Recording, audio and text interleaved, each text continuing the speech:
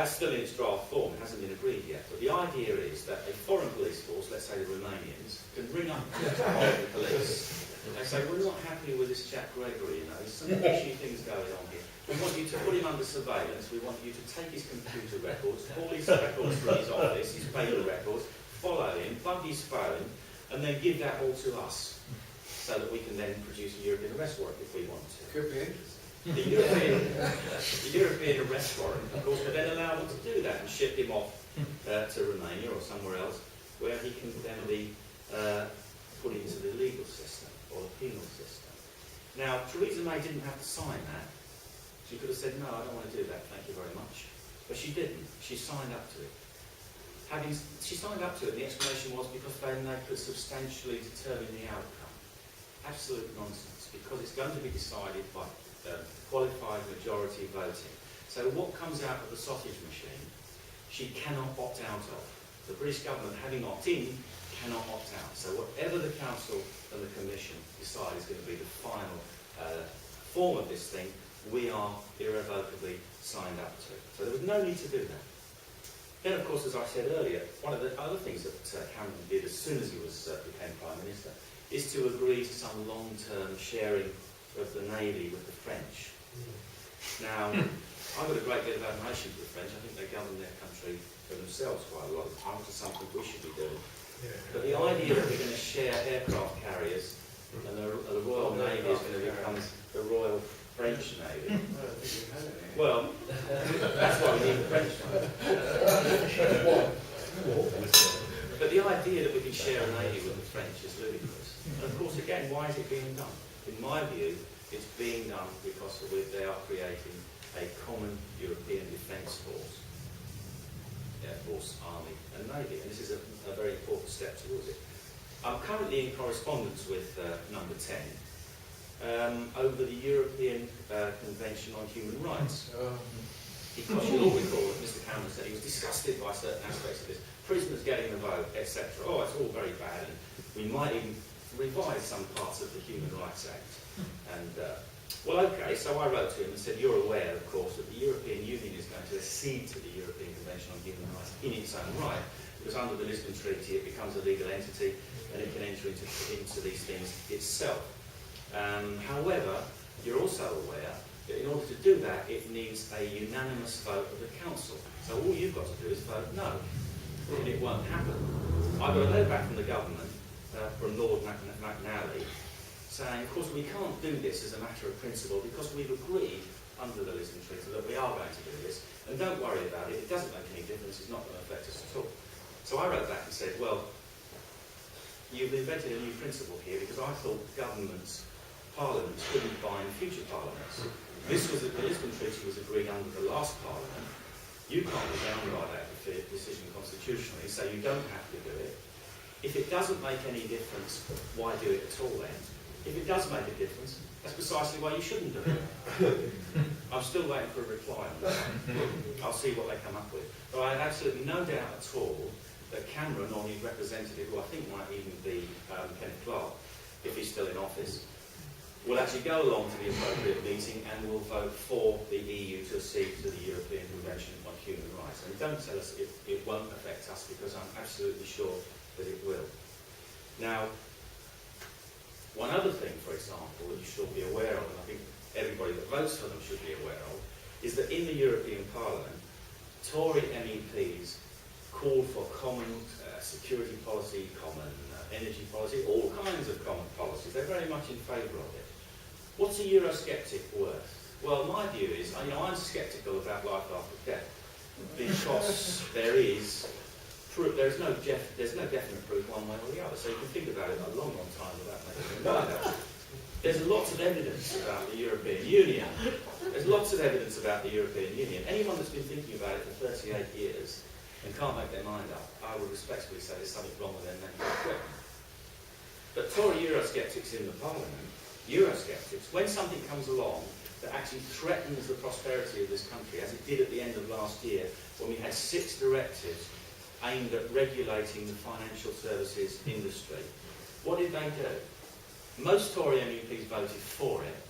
3 much vaunted Eurosceptics that you're reading about in the paper are defending Britain all the time, the abstained, and others actually left the chamber. So that's what a Eurosceptic is worth, absolutely nothing when it comes down to the fight.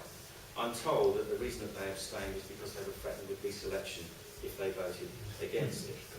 And of course, if you want to know what the Tories are worth, and I'm sorry to criticise them so much, but I realise some of you probably perhaps were Tories, was Cameron's cast-iron guarantee on a referendum on the Lisbon Treaty. Oh, well, we can't have one because it's been ratified. Well, hang on a minute. A treaty is ratified by Act of Parliament.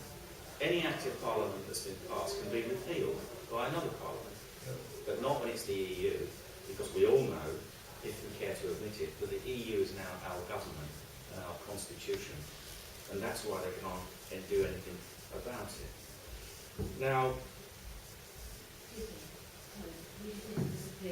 Sorry, can't wait to the end. My apologies. I won't take it personally. Well, I'll sum up then. It would be okay, wouldn't it? We're trying. Thank you. That's right, thank you. Nice to see you. Just one thing I'd like to say as well is about this deconstruction of everything in our country that we thought was ours.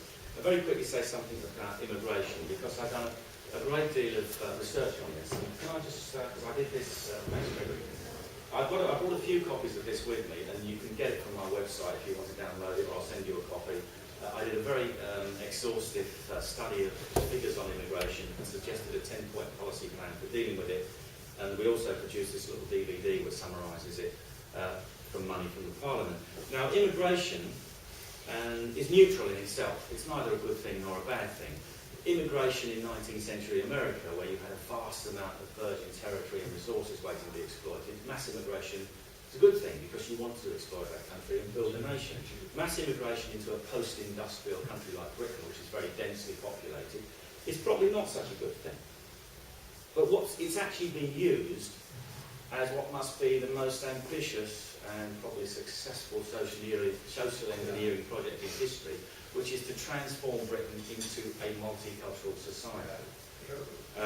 That's exactly what they intended, it's exactly what they did, and we know that from a reference from Andrew Nether, advisor to Gordon Brown, when he said it was a gun to rub the right's nose in it. Well, never mind the right, it rubbed the noses of the entire British population in it, because they're the people they really don't care about. As we saw the attitude to that lady, Mrs. Duffy, who was a lifelong Labour supporter, who when she queried the wisdom of mass uncontrolled immigration with Gordon Brown was called a bigot. That wasn't a mistake, that's exactly what he thinks and what they think of people who actually want to query mass uncontrolled immigration. And as you can see from my choice of wife, I am not opposed to immigration. Now, immigration in the levels where it's appropriate for the country accepting the immigrants. Immigration policy should be designed for the benefit of the country gaining the immigrants, not for the benefit of foreign nationals who want to be immigrants. That's a side benefit to them. We want people in for the right reasons, in the right numbers. But immigration should be about how appropriate it is for the country that's being emigrated into. And ours wasn't. It wasn't intended to be. It was intended in the numbers and in the types of immigration that were allowed to destroy national identity and loyalty to the nation in order to transform Britain not just into a multicultural society, but an insignificant, clapped-out region of an all-powerful European Union. It's my conviction that was done deliberately, and so far anyway, the plan is working. What can be done about it? It's all been a bit downbeat, I'm afraid. It always is when I say young. I depress myself sometimes, I have to say, because I see this thing close up all the time. But there is something that can be done about it. If you're happy with what's going on, the way this country is going, you have a very simple solution. You can carry on voting and supporting Labour, Lib Dem, the Conservatives, or the Green, and it's all going to go ahead. In fact, you don't have to do anything. You can sit at home and it will all happen anyway. If you don't want to do it, what do you do about it? That's a much harder option. There has to be in this country a democratic revolution. We in UKIP, and I'm sure all of you, believe in the democratic system and in the ballot box. So the only way we can change things is through the ballot box. It's a very crude weapon, but it's the only one we've got. People often say to me, oh, we should have a petition on that or a march on that. I say, don't bother. You could get 1 million people out in front of Downing Street, and nobody's going to pay the slightest bit of attention because it doesn't make any difference. What they care about is votes at the ballot box, and more importantly, losing seats at the ballot box. Cameron's had to go into coalition with the Liberal Democrats. I'm sure he'd much rather have a majority government. If UKIP can lose them seats, or lose Labour seats, or lose the Lib Dem seats, even if it's difficult for us to win them at the moment, we muck up their plans a bit, and that's more important than anything, that they get stopped in their tracks. What we really want to do, of course, is win seats, so that we've got real influence. I'm afraid that's been put back a bit with the fiasco of the A vote on AV. I said 12 months ago that Cameron would find a way of stuffing the Lib Dems within 12 months, and he did precisely that with the AV referendum. And unfortunately, the whole issue now of electoral reform is off the agenda now, probably for the next 20 years. They said exactly what I said they would say, which is the British people didn't want electoral reform. No, the British people didn't want AV, so they didn't vote for it. If you'd have offered them something else, like genuine PR, they may actually well have come out and voted for it. Now, as I said, the only thing that's going to change anything is a democratic revolution, and that takes a lot of hard work. Our existing political system is nothing more than a hollow shell. It's a facade. The real laws aren't made in Brussels anymore, in Westminster anymore, they're made in Brussels. You have a choice. In 1992, I made a choice. I was sitting watching the telly and said to Lena, you know, I've really got to invest in one of those rubber bricks to throw at the screen to get rid of some of this pent-up anger about what's going on. Instead of doing that, I actually went off and joined something called the Anti-Federalist League, which 18 months later we changed into the UK Independence Party, and 19 years later I ended up here. We have a choice. We can either try to do something or we can do nothing. What I would say to you is one of the paradoxes of history, I think, that we're in, is that we actually need a revolution in this country to restore precisely the conservative phase with a small c of preserving our laws and our customs and our values. Strange as it may seem, that's what we need. We will not keep what we actually value without a revolution, a political revolution.